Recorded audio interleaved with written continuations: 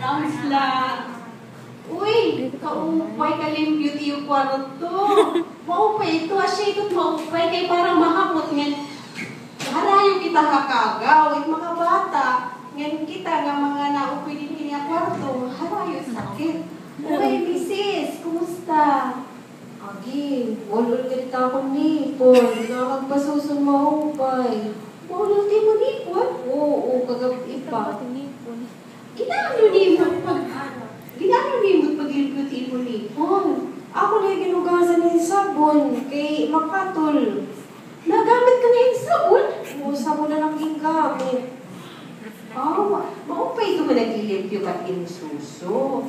Pero, mas maupay kung dili ka gumamit ng sabon kay pagka rekomendado nga paglimpyo yung suso, kinahanglan lahin tubig. Ang imong paglimpyo ni mo suso, di kang hanipon ti pagawas. Ngan kinahanglan imot siya pamadoon para mapugnan ang pagbutakhan ni Paul. Kumusta man pagsusot imo bata? Kuri nga niya makakasuso kay nauulunan ako. Pero ipapasuso ko yan, hindi nila apektado nga ni Paul. Pero yan, maulul na gihapon o nagyapi ang usap.